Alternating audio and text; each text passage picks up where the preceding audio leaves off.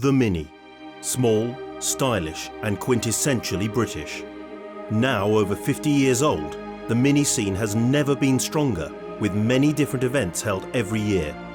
Arguably, the biggest is the London to Brighton, where over 2,000 Minis leave Crystal Palace Park and make a journey to the seaside, Madeira Drive in Brighton. Sun, sea and small cars. This is the 25th London to Brighton Mini Run.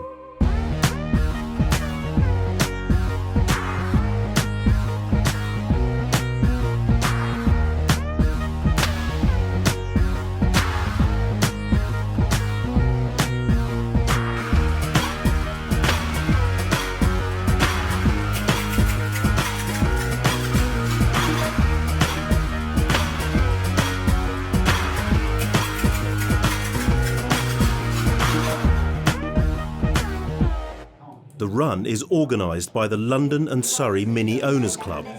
If you're a newbie to the Mini scene, what is the London to Brighton?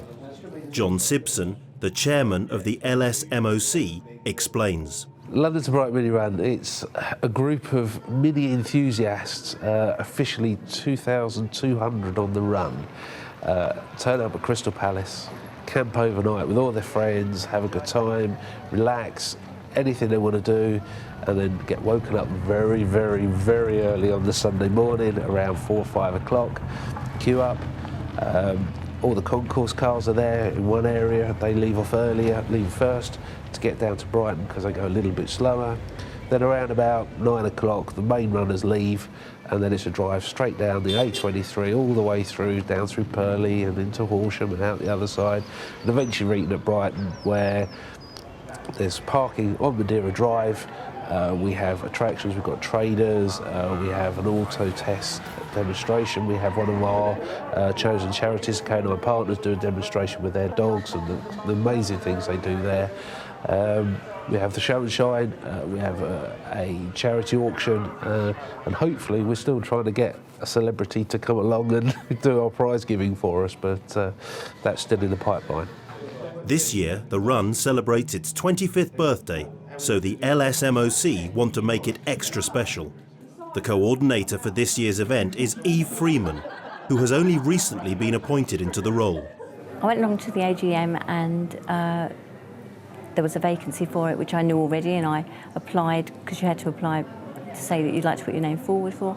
And there was a voting system and the committee voted me in. Organising an event of this size takes months of planning to make sure everyone and everything is at the right place at the right time. We start the main organising straight after the AGM in October.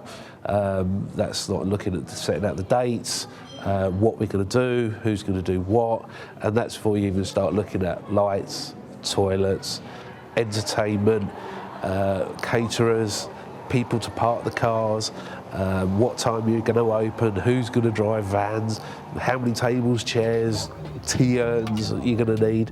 The list goes on and on and on. It's an event that I don't think anybody thought would ever last 25 years, let alone grow to the size it has. It's grown to the size that takes over the life of the committee for 6 months. A lot of people assume that this is a professionally run event, but it's not. It's run by members who happen to be committee members. All of us are employed full-time. So this is done evenings, weekends. It's a big affair, and I think if a professional company were running it, it would be a very difficult thing for them to do. To participate in Sunday's events, the runners are given the option to camp. Unfortunately, the committee are never really sure as to how many people will actually do this. I think because people hear about the camping, they hear about the big screen, they hear about the entertainment, which is all free, and they think, oh, we'll make this a weekend event as opposed to just a day event. I think they worked out there was about 900 last year when they counted the cars coming in. This year, I would say there's even more than that. 4 out of 5 people are either maybe or are camping and said they are on the list. So this year, it's going to be even bigger, I think. Finally, the big day arrives, and the Minis arrive at Crystal Palace to begin the weekend.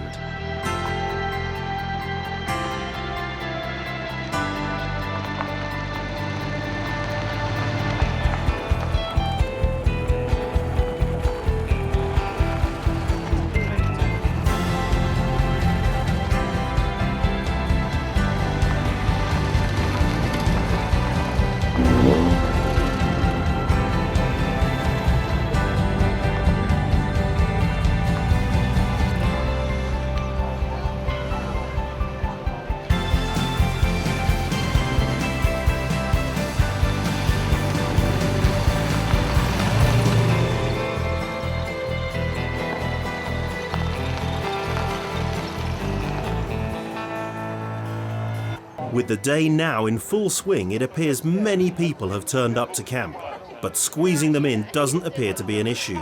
So far, everything has been going like clockwork. The London to Brighton doesn't just attract enthusiasts from the southeast, but from all over the UK. Right, my name's Dave Pearson. Travelled down from Scotland, 486 miles we've done. Well, a stop in the middle, of course, too far in one go. First time I've been to London to Brighton run. Looking forward to it, hope it should be good. Car was a 1983 Mini City E, which was a MOT failure. I bought it with a few holes in the floor and that, planning just to patch it up and run it, but things ran away with me and ended up as a bare shell, complete rebuild. The engine's a 1275 at an MG Metro, outboard out to 1293, stage 3 head, bottom end lighting, balance, everything like that. Initially it took me about 5 years to do the bodywork because I'd never had a Mini before. It's my first Mini I've ever owned in my life, and just learning bits and pieces. I had to learn it well to start off with, and then put the panels and everything on it. Then I spent a few pounds on some chrome work and that just to brighten up a wee bit, to like make it a bit different for everybody else's car. Like, you know. Yeah, I'm really enjoying it. It's just a load of fun, like, you know. As Saturday draws to a close and the campers settle down for the evening, John reflects on the weekend so far.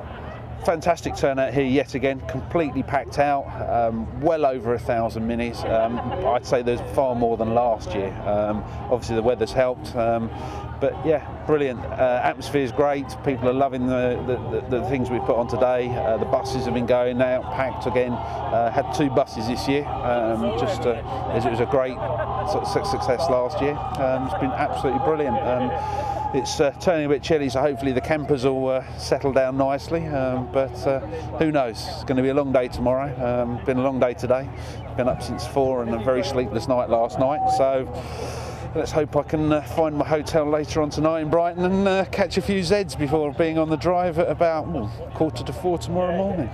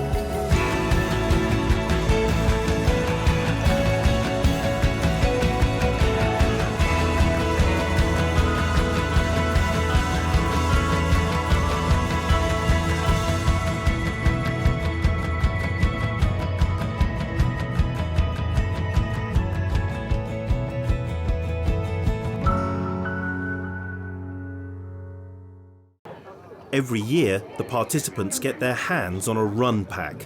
Unfortunately, a significantly sized queue has built up at registration, causing some concern among the organisers.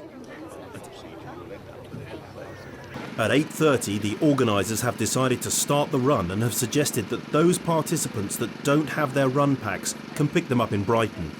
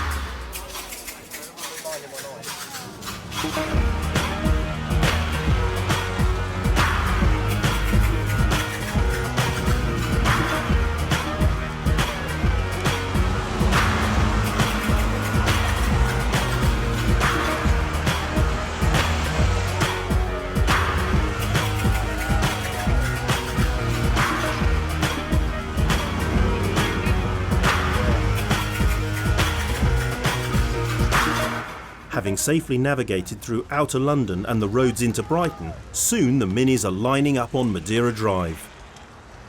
With over 2,000 Minis officially entering the run, plus more than 1,000 turning up unofficially, Brighton seafront becomes extremely busy and is certainly an amazing sight to behold. The LSMOC committee have also set up an area hosting a number of events. One that always attracts the crowd is the Auto Test Gymkhana demonstration in the main arena. Another event that always causes a stir is the Soapbox Challenge. We have the Soapbox Challenge like we have each year with the inter-club competitions. Each club has to design and build their own soapbox. Sometimes they're the same, similar, from each club each year. Sometimes they're totally different because they've broken them from the previous year. We had a few breakages last year, if I remember correctly, and so I should imagine those clubs are going to come back and they want to win because they get a nice trophy at the end of it as well. A regular special guest to the London to Brighton is famous rally driver Paddy Hopkirk, who won the 1964 Monte Carlo Rally. He's kept busy at the event by presenting various awards for show and shine, the Soapbox Challenge and the Best Club Stand. Paddy is also happy to sign autographs for his adoring fans. As the day draws to a close, Eve reflects on how she feels the weekend has gone. It's been much the same as it is every year to me. The only problem is when you organise it, you don't really get the time. You're at Crystal Palace sort of making sure everything's done, and so you feel obligated that you've got to stay there until at least it looks tidy. And then you come down here and most of the day's gone then, and you don't have time to actually look at the stalls, which is a bit of a shame really. But everyone seems quite happy with what's going on, and yeah, so I don't know.